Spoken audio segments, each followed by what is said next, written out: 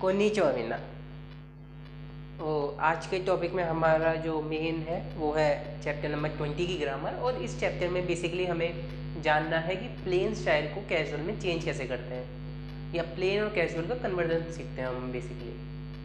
और तो इसे कंटिन्यू करते हैं। सबसे पहले पोलाइट और कैजुअल में एक्चुअल में डिफरेंस क्या होता है, अगर ये समझे तो हमेशा याद रखना, पोलाइट किसी स्ट्रेंज पर्सन से बात करते समय, या क्लोज फ्रेंड का मतलब सिर्फ फ्रेंड भी रख सकते हैं,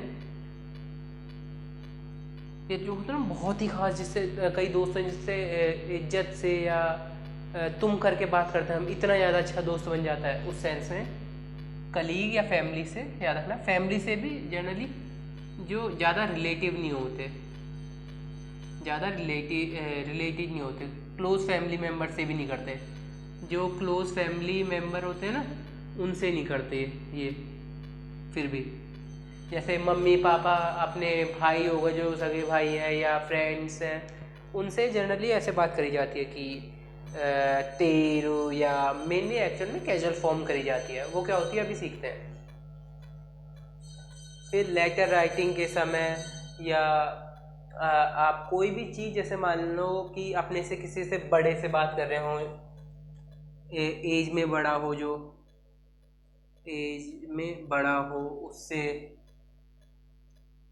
और वहीं कैजुअल आप समझिए अच्छे दोस्त, और लिखते समय डायरी या रिपोर्ट में।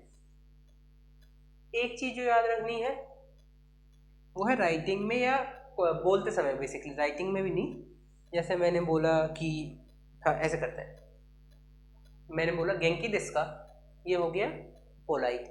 इतना तो अब तक आपको समझ आना चाहिए पोलाइट क्या है, कैजुअल क्या है, दोनों में फ़र्क अब आपको आ जाना चाहिए। गेंकी देस का ये हो गया पोलाइट फॉर्म। अब मैंने बोला गेंकी, ये हो गया कैजुअल। ताबेमास का पोलाइट, तावेरू ये हो गया कैजुअल। किनो आमेगा फुत्ते मास्ता का, आमेगा फुत्ता। अब अगर आपने एक चीज ध्यान दी हो ना, तो कैजुअल में एंड में इंटोनेशन हाई रही है हल्की सी। हो सकता है मेरी नहीं लग रही हो आपको, क्योंकि मेरे को जुकाम हो रहा है थोड़ा, तो इसलिए आपको मेरा नहीं लग सकता, लेकिन एक्चुअल में इंटोनेशन हाई है। मतलब कैसे है, ऐसे समझो कि जैसे मैंने बोला कि ओचा ओ नोमू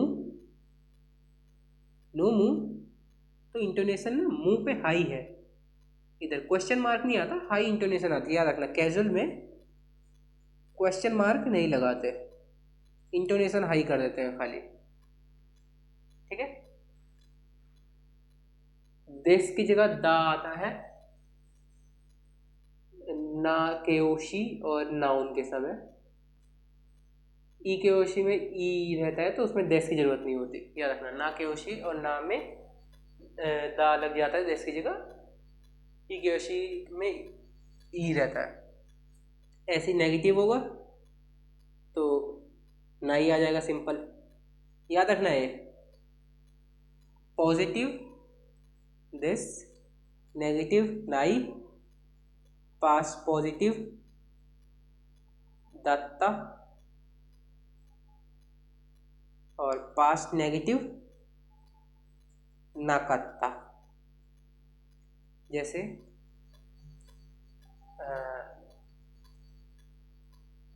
गुहानो ताबेमास, तो गुहानो ताबेरू।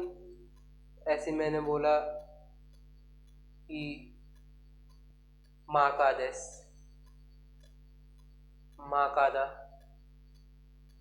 माँ का दत्ता, माँ का जाना, माँ का नाकत्ता। या कोई अच्छा सा एग्जाम्पल लो, एक नहीं थोड़ा सारे ही पूरे से। हाँ हिमा, सबसे बढ़िया। हिमा देश, फ्री हूँ, हिमा दा, हिमा जानाई या हिमा नाई।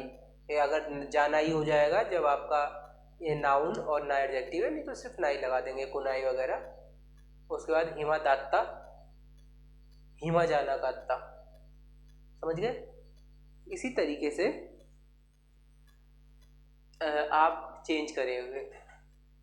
और हमेशा याद रखना, जब अगर जो नो नो हो ना कोई से भी पार्टिकल, नॉन पार्टिकल मतलब जैसे मैंने बोला कि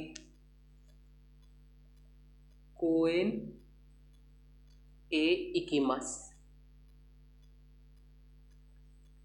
गोहान ओ ताबेमास,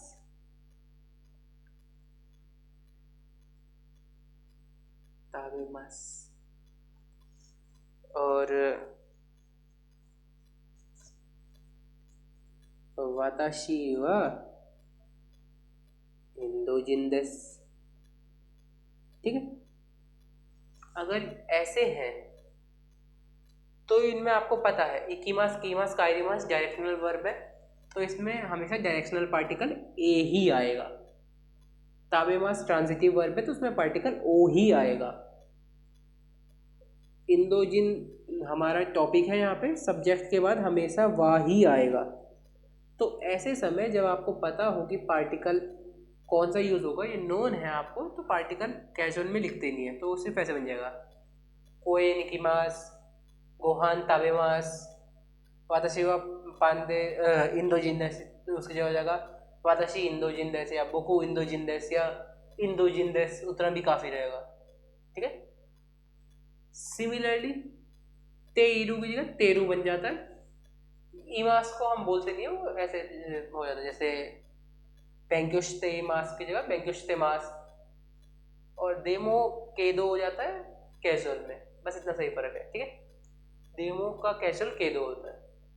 यही है बस चैप्टर में 20 के मेन, आपको जो समझोगे ना ग्रामर वो यही है। बस आपको कैजुअल कन्वर्जन सीखना है, कन्वर्जन वो आपको आता ही है, तो यही है फिर।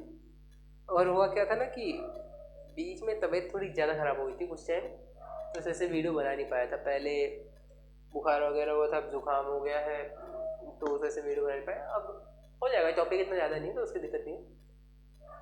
ये तो ये हो गया। अब इसके बाद अगले में चैप्टर 21 करेंगे, उसकी ग्रामर है। अब देखो बचा क्या है ना, बेसिकली वोकेबलरी तो एक वीडियो में हो जाएगी, और अगर मैं ग्रामर की बात करूं तो ग्रामर में पैटर्न बहुत छोटे छोटे हैं। इसके बाद वापस आपको फिर पार्टिकल सीखने होंगे, वो उतने मुश्किल नहीं है, तो बस हो जाएगा। ठीक है, ये रहा, मिलते हैं अगली वीडियो में, जब तक के लिए जय।